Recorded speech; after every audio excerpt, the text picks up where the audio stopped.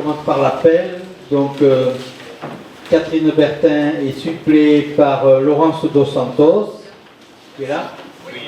Voilà. Donc, Daniel Boucher, Christiane Casimajou a donné pouvoir à Madame Doro, Didier Casimajou a donné pouvoir à Jocelyn Doré, Catherine Sosa, Dominique Clavier, Bernard Daney, François Dora, Jean-Marc Depuy, Mylène Taureau, Bernard Toureo a donné pouvoir à Corinne Lolland, Laurence Ducos, Patrick Expert est suppléé par Bernadette Cardon, Catel Essart, voilà, j'arriverai jamais à dire le nom correctement. Laetitia Faubé est donné pouvoir à Aline Technay. Thomas Filiatre a donné pouvoir à Sabatier Kerel. Madame, voilà, Maryse Fortinon. Bon, Michel Gara a donné pouvoir à Madame Ducos. Après Jérôme Gauthier, Alain Giroir, Vincent Joanneau, Pierre Laïto, Michel Latapi, Corinne Lolland, Julien Le Tacon, André Massieu, il n'est pas là. Bernard Mateil a donné pouvoir à Jean-Marc Depuy, Valérie Méneret, Jean-Bernard Papin, Frédéric Pédurand, Patricia Peigny, ok, Jean-Marc Pelletan, Jean-Claude Pérez a donné pouvoir à Madame Porta, Denis Pernin, il est là? Non. Maggie Perronin, Sylvie Porta, Alain Quérens, Audrey Rénal, Denis Rennes, Monsieur le maire, merci pour votre accueil. Françoise Sabatier-Kerel, Jean-Patrick Soulet et Aline Technay. Voilà. Donc, nous allons. Donc, je vous propose ce soir comme secrétaire de séance Jérôme Gauthier, s'il en est d'accord déjà. Bon, est-ce qu'il y a une opposition? Une abstention? Non, je vous remercie beaucoup. Décision. Donc, comme habituellement, les DIA sont affichés à l'écran. Et autre décision du président. Décision 2025-80, mise à disposition du véhicule à la commune de Portès du 20 au 23 octobre 2025. Décision 2025-81. Convention pour les moments sport 2025-2026. Décision 2025-82, règlement intérieur des moments sport.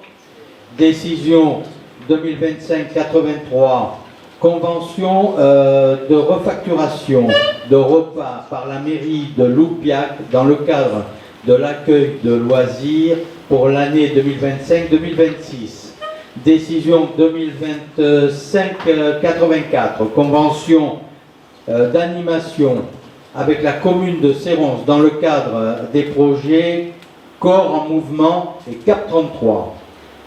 Décision 2025-85, avenant numéro 3 au marché d'études environnementales préalable à l'extension de la ZAE pays de Podinsac, hausse de 7,87%, soit 4 950 euros hors taxe.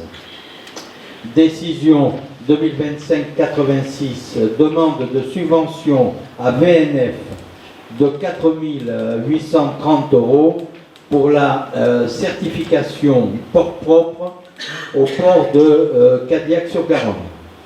Décision 2025-87, convention avec la compagnie sans détour pour l'organisation de spectacles dans les bibliothèques intercommunales de Landiras et de Prégnac. Le montant de la prestation est de 500 € TTC.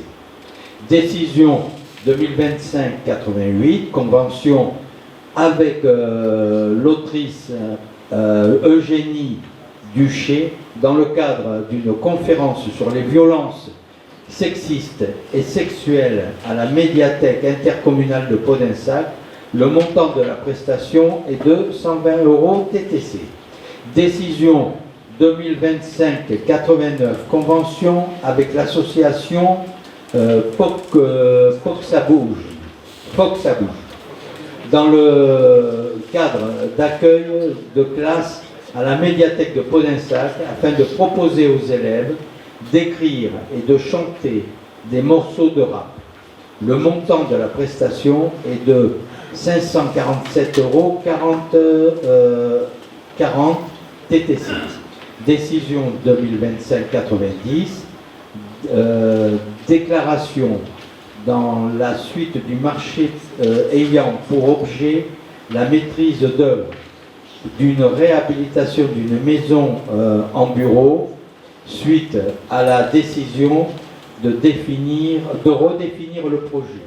Une nouvelle modélisation du projet est en cours pour intégrer des salles de réunion supplémentaires et une jonction bâtimentaire avec l'existant.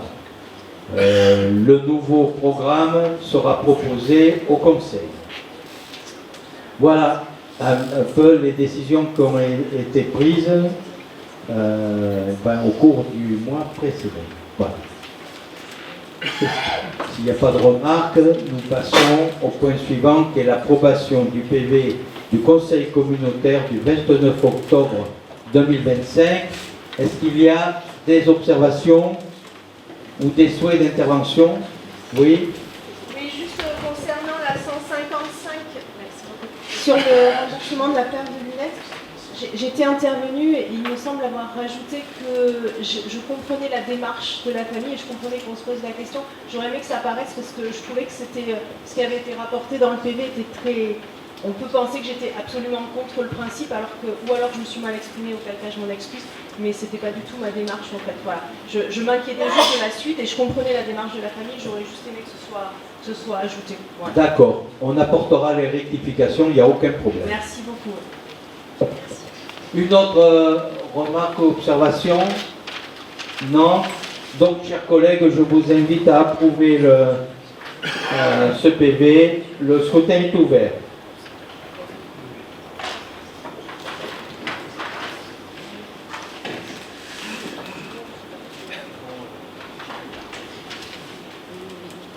Le scrutin est clos.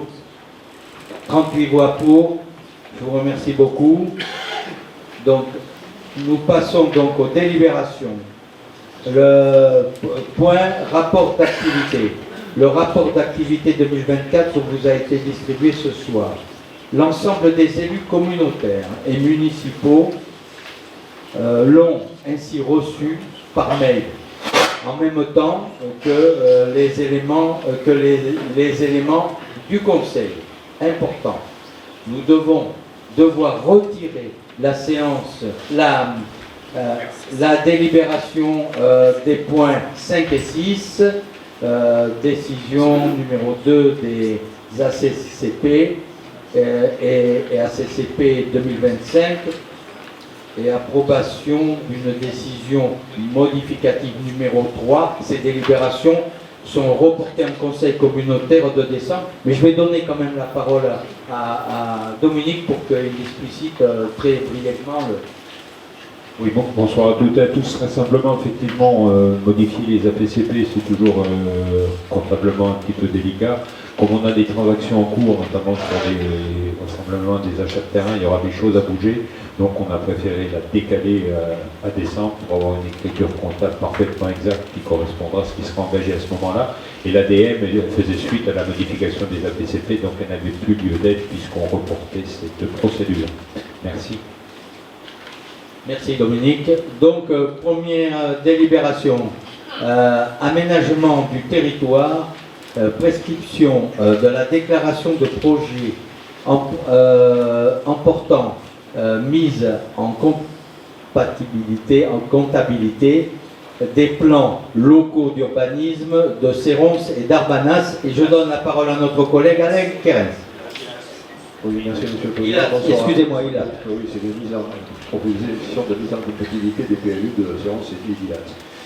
Donc, comme vous le savez, donc, on est en phase d'élaboration d'un PLUI dans lequel donc, il y a des propositions d'extension de zones et également de la création d'une ZAE nouvelle à la sortie de l'autoroute à Ilats. Aujourd'hui, à date, donc, on a des difficultés avec les services de l'État sur cette création et on attend toujours, donc, suite à l'arrêt du 10 septembre et au vote négatif d'une commune, on attend donc le retour de PPA. Il se trouve qu'on a une entreprise qui est pressée de venir s'installer, une entreprise de niveau national qui attend donc qu'un document d'urbanisme lui permette de venir s'installer. Elle choisit plutôt la zone d'extension de Serons-Ilats. C'est pourquoi, dans le cas du PLUI, on risque de pas être, le PLUI risque de ne pas être approuvé assez tôt, parce que cette entreprise s'est fixé une deadline, disons au mois de septembre 2026, et on préfère assurer la modification des documents d'urbanisme de PLU de Serons et d'Ilats pour les mettre en compatibilité de manière à pouvoir accueillir cette entreprise au cas où le PLUI serait retardé. Voilà en gros le principe. Donc aujourd'hui le PLU de Serons nous oblige dans le PLU de Serons, pardon, il y a indiqué l'opération d'aménagement d'ensemble qui avait bloqué les différents projets, donc on sera obligé de lever cette clause. Et sur le côté Ilats, puisque c'est en face d'ArcelorMittal, il y a le chemin rural qui partage les deux. Et l'extension, je ne sais pas si vous le voyez à l'écran, l'extension sur la commune d'Ilats, elle est au sud de ce chemin. Et c'est sur ce terrain-là que cette entreprise souhaite s'installer. Donc il faut donc modifier également, mettre en compatibilité le PLU d'Ilats pour pouvoir accueillir cette entreprise. Voilà l'objet global donc, de cette déclaration de mise en compatibilité des deux PLU. Est-ce que vous souhaitez que je vous lise la totalité de la délibération? En fait, on est obligé donc dans cette délibération de vous faire voter comme quoi c'est bien d'intérêt général, mais cette extension de zone elle est déjà prévue dans le cadre du PLUI, dans lequel on a déclaré donc, que c'était bien, la création de ces ZAE était bien d'intérêt général. Ensuite, donc, comme vous le savez, on a besoin d'accueillir des entreprises pour pouvoir avoir des recettes fiscales. Ça permet également de limiter les mouvements pendulaires par rapport à la métropole bordelaise, puisque la création d'emplois locaux. Cette entreprise, alors je le rajoute, c'est pas marqué dans la délibération, mais cette entreprise souhaite ce lieu, parce qu'en fait, il est à proximité de la gare de Serons, et comme il y a quand même des cadres qui sont sans doute résidents sur Bordeaux, ils souhaitaient vraiment être au plus près de la gare de Serons. Donc ça s'inscrit dans un objectif vertueux contre la dérive climatique par rapport au déplacement. Ça fixe les populations et leur parcours de vie sur l'économie présentielle sur notre territoire. Ça participe également à la mise à niveau des services publics, comme je viens de le dire, pour pouvoir donc assurer ces services publics financièrement par des recettes fiscales.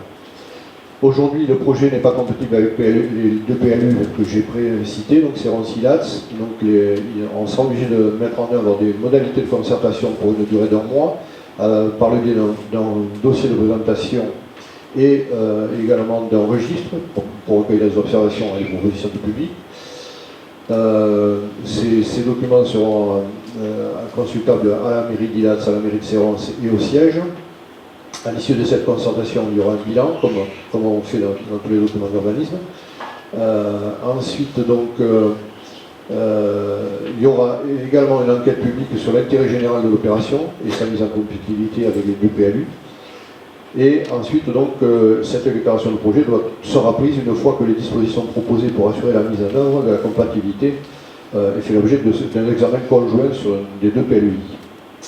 Voilà, donc considérant qu'il est de se prononcer sur cette déclaration de projet et sur l'intérêt général que revêt l'extension de la ZAE et sur sa mise en compatibilité des deux PLUI de Serrance et d'Ilats, il vous est proposé donc de valider le caractère d'intérêt général tout d'abord, et ensuite d'approuver le recours à la procédure de déclaration de projet en portant mise en compatibilité des deux PLU, dont les modalités sont définies dans les articles du code qui sont cités, pour permettre donc l'extension de cette ZAE de PD Ponessa. Ensuite, de définir les modalités de la concertation préalable ci-dessus énoncées, qui sont très strictement respectées, et enfin de dire que la déclaration de projet doit être prise après que les dispositions proposées pour assurer la mise en œuvre de la compatibilité des PLU de Serrance-Ilats ait fait l'objet d'un examen conjoint et fait l'objet aussi de l'enquête publique sur l'intérêt général de l'opération et sa mise en compatibilité avec les PLU. Et enfin d'autoriser, Monsieur le Président, à signer au nom de la CDC toutes les pièces nécessaires pour la réalisation de ce projet et à engager les dépenses afférentes à la présente délibération. Est-ce qu'il y a des questions? Est-ce qu'il y a des questions? Est-ce qu'il y aurait un impact sur le PLU? Non, puisqu'en fait, cette extension, elle est strictement identique à ce qui est décrit dans le PLU, en fait. Mais c'est juste pour gagner du temps, au cas où le PLU sera retardé, puisqu'on est encore en bataille avec les services de l'État sur cette création de zone à la sortie d'Ilats, puis toutes les remarques sur les extensions de zones AU en limite forestière sur les communes forestières, sur lesquelles l'État reste intransigeant. Donc voilà, il y a encore des discussions à avoir. On sera sans doute aussi obligé de réarrêter malheureusement le projet en tenant compte des modifications qu'on va être amené à réaliser dans le cadre du PLU. Donc ce qui va retarder, donc avec un nouvel arrêt sans doute autour du mois de février, et l'enquête publique se déroulerait qu'après les élections. D'autres questions? Il n'y a pas de question, mais une simple commentaire, il n'est jamais trop tard pour bien faire. Je crois que c'est une bonne résolution que nous allons prendre. Voilà. Et le temps perdu ne sera pas. Il y a 8 hectares, en gros, un peu plus de 8 hectares sur les deux secteurs. C'est génial. Vraiment. Aujourd'hui, on a plus de terrain à vendre, d'ailleurs. Le vice-président de l'économie me l'a signalé. Le dernier terrain de la ZAE de Toulan serait vendu. C'est ça? Ouais, en passe de date. Donc, effectivement, il est urgent qu'on crée les zones pour pouvoir avoir des recettes fiscales et accueillir des entreprises. Bon, c'est bon. S'il n'y a plus d'autres questions, je vous propose, chers collègues, de voter. Le scrutin est ouvert.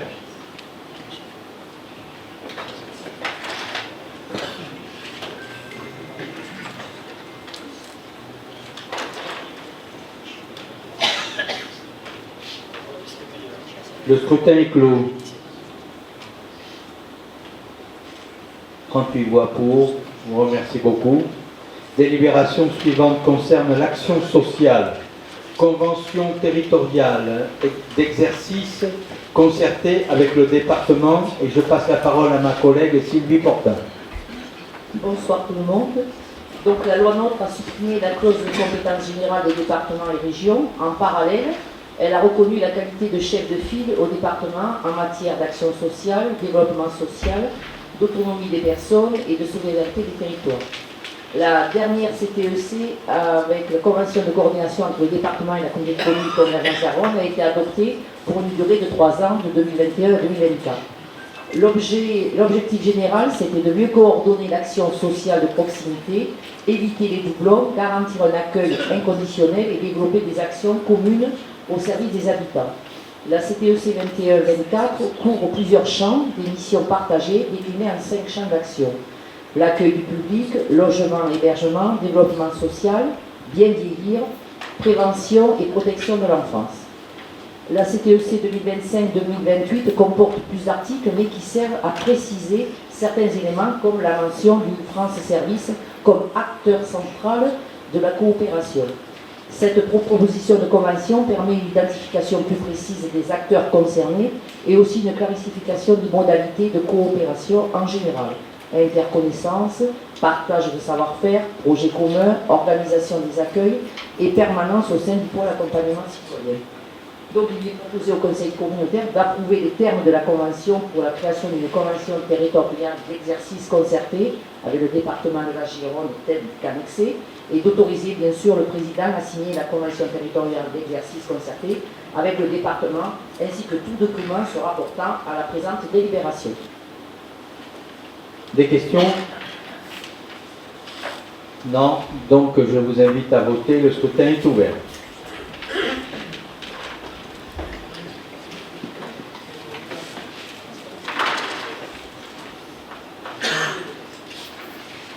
Le scrutin est clos.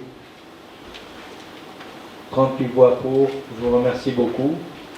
Délibération suivante concerne la GEMAPI. Engagement de la collectivité dans le programme d'action et de prévention des inondations. Je donne la parole à notre collègue Valérie Ménuel. Merci, bonsoir tout le monde. Vous savez qu'il y a quelque temps, nous avons voté des reconnaissances de digues avec des programmes d'action et des programmes de dépôt de dossiers qui étaient associés, qui sont portés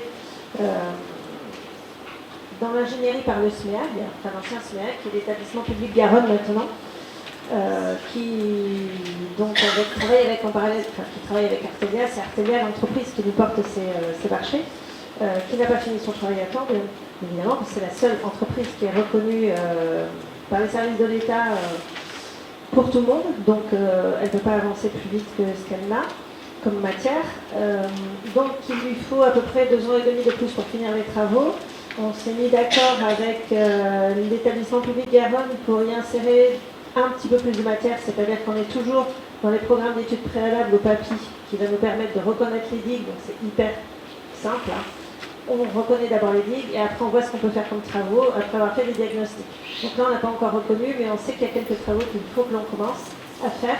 Donc si vous avez détaillé le tableau, vous avez des petites choses qui sont portées quand vous avez maître d'ouvrage, c'est l'établissement public Garonne qui les porte et nous qui dedans avançons à notre mesure, mais c'est pas nous qui avançons le maître d'ouvrage, mais c'est nous qui décidons si on y va au bout ou pas. Quand vous voyez 4% max, c'est-à-dire qu'il nous reste 4%, ça correspond à cette somme au maximum.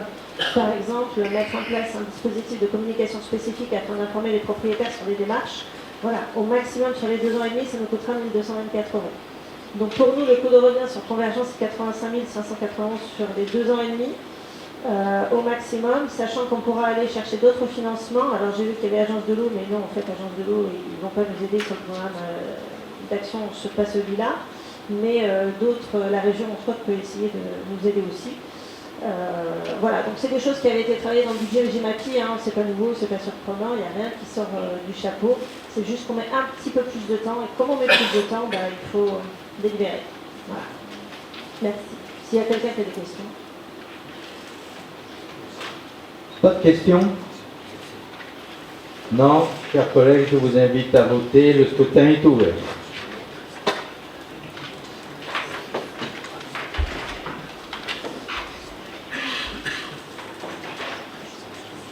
Le scrutin est clos. 38 voix pour, je vous remercie. Délibération suivante concerne l'enfance et la jeunesse. Renouvellement de la convention partenariale pluriannuelle avec le réseau girondin Petite Enfance, et je passe la parole à notre collègue Jean-Patrick Soulet. Merci Président, bonsoir à toutes et tous. Donc cette délibération, c'est le renouvellement en fait, de l'adhésion au réseau girondin Petite Enfance. Ce réseau permet donc au réseau Petite Enfance de pouvoir bénéficier d'accompagnement de formation, de temps de sensibilisation et de documents qui leur permet effectivement de pouvoir assurer au mieux leurs prestations et d'être formés en permanence.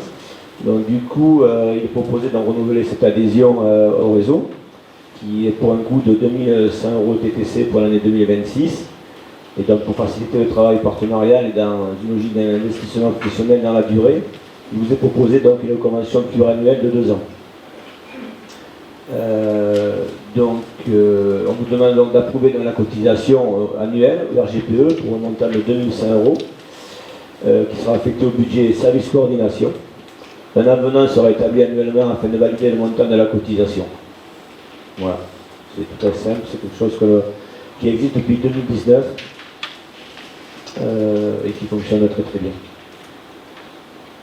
2017, pardon. Président. Est-ce qu'il y a des questions? Non? Donc je vous invite à voter. Le scrutin est ouvert.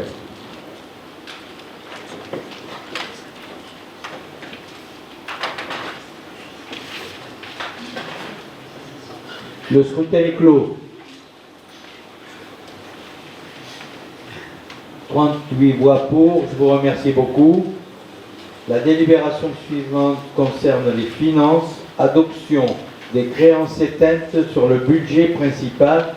Et je redonne la parole à notre collègue Dominique Lamy. Bien, une délibération très simple. Malheureusement, il s'agit de régulariser des créances éteintes qui sont complètement irrécouvrables. Donc, c'est des sommes qui nous sont communiquées par les services comptables de l'Aréole.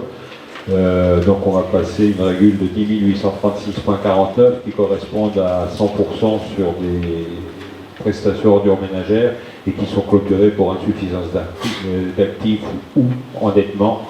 Donc, écoutez, il n'y a plus rien à faire, malheureusement, pour ces sommes-là.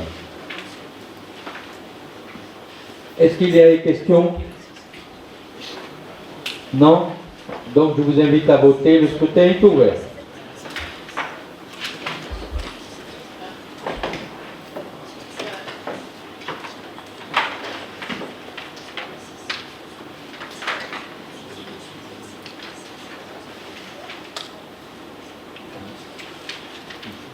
Le scrutin est clos. 37 voix pour et une abstention qui est Monsieur Pellion. Très bien. Donc la délibération suivante concerne les marchés publics, donc sur l'autorisation de signature sur les marchés d'assurance de la collectivité. Alors nous avons procédé donc à un appel d'offres qui a été lancé afin de renouveler les contrats d'assurance de la collectivité. L'appel d'offres a été organisé en silo. La commission d'appel d'offres s'est tenue le 13 novembre et a fait les choix suivants. Sur les lots 1, concernant les dommages aux biens, et 5, protection fonctionnelle, seront relancés de gré à gré suite à une infructuosité.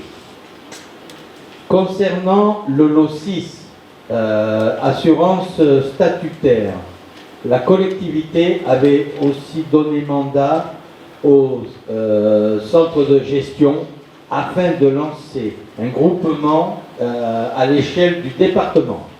L'offre reçue par la CDG étant plus intéressante, il est donc proposé de déclarer ce lot sans suite. Le lot 2, assurance responsabilité civile, a été attribué à PNAS Areas pour un montant annuel de 9 878 euros 38 centimes. Voilà. Ouais, ça faisait un peu cher. Bien que je vais vous expliquer qu'en termes d'assurance, on a quand même pris une petite giclée cette fois-ci. Bon, les assurances dans l'ensemble ont augmenté, mais pas à ce point-là quand même, je vous rassure. Le lot 3 véhicules à moteur a été attribué à Groupama pour un montant annuel de 23 236,40 euros. Le lot 4, protection juridique, a été attribué à Courtier Foch Groupama pour un montant annuel de 1248,38 euros. 46. Moi j'ai 38. On va pas chipoter. Non, mais enfin, il faut que. C'est quoi que vous avez? 46. Moi j'ai 1248,38. C'est 46. Alors, prenez en compte 46. Voilà. Non, mais il vaut mieux que les choses soient claires. Au global, la CDC subit une hausse de 25% de ses primes, limitée grâce à la mutualisation avec le département notamment. Ça c'était important, mais malheureusement c'est parti à la hausse, quoi, comme la plupart des assurances, mais nous particulièrement. Est-ce qu'il y a des questions? Non? Donc je vous propose, chers collègues, de voter. Le scrutin est ouvert.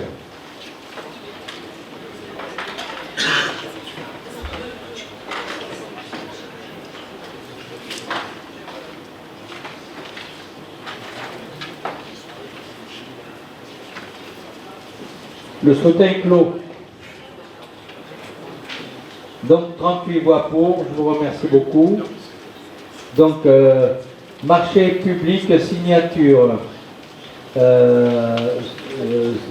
marché assurance statutaire dans le cadre d'un groupement des commandes avec le centre de gestion 33. Lors du conseil communautaire du 5 mars 2025, nous avons délibéré afin de donner mandat au centre de gestion 33 afin d'intégrer un groupement de commandes pour un contrat d'assurance statutaire. Suite à la consultation et à l'analyse des offres, c'est l'entreprise Dio SACI en groupement avec Groupama qui a fait l'offre la plus disante avec une prime annuelle estimée à 73 998,86 €, offre la moins chère dans l'appel d'offres de la CDC. Et l'offre la moins chère d'offre à la CDC était de 145 000 €. Vous voyez, c'est quand même conséquent. Il est donc proposé de souscrire à ce contrat mutualisé à l'échelle du département. Est-ce qu'il y a des interventions?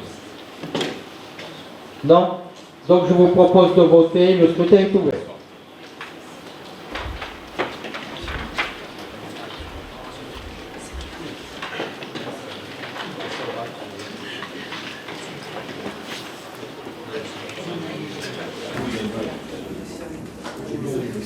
Voilà, 38 voix pour, 38 voix, donc 38 voix pour.